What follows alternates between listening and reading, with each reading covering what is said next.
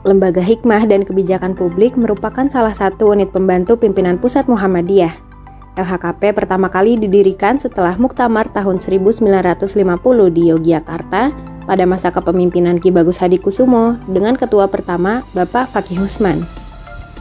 Sebagai unsur pembantu pimpinan yang menangani dua isu utama, yaitu hikmah dan kebijakan publik, sejak awal didirikannya LHKP berperan dalam mengkaji isu politik seperti tata negara, pemilu, partai politik, serta kebijakan publik yang dapat diakses oleh masyarakat. Oleh karena itu, LHKP memiliki karakteristik yang berbeda dibanding unsur lainnya karena fokusnya adalah isu politik dan kebijakan publik. Dalam menghadapi isu tersebut, LHKP mengutamakan perspektif hikmah dan kebijaksanaan, sehingga pendekatannya tidak sekedar hitam putih atau benar salah, melainkan melalui pertimbangan yang menyeluruh dan bijaksana.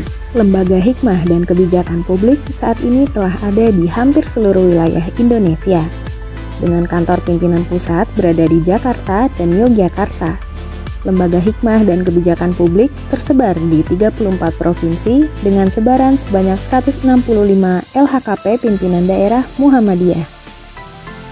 Dalam perkembangannya, lembaga ini mengalami beberapa perubahan nama sebelum akhirnya dikenal sebagai Lembaga Hikmah dan Kebijakan Publik. Berikut ialah nama-nama Ketua LHKP Muhammadiyah beserta nomenklatur dari masa ke masa.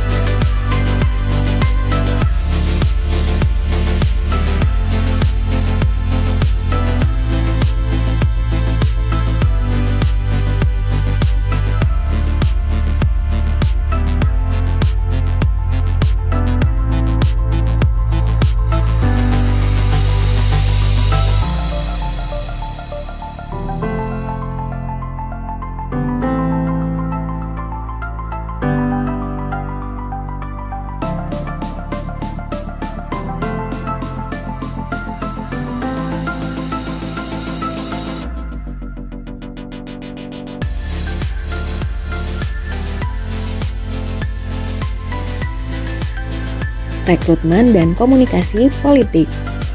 Terkait diaspora kader Muhammadiyah ke lembaga-lembaga negara maupun pada momen pemilu dan pilkada, serta penyusunan strategi dan komunikasi dalam mewujudkan agenda diaspora kader tersebut. Kajian dan pendidikan politik. Terkait dengan kajian atau riset dalam urusan politik kebangsaan, pemilu dan partai politik, serta penyelenggaraan sekolah kader politik atau sekolah kepemimpinan sebagai ruang untuk pendidikan politik terhadap kader yang ingin terjun dalam politik kebangsaan, politik kekuasaan, baik di eksekutif maupun legislatif dan lembaga lainnya.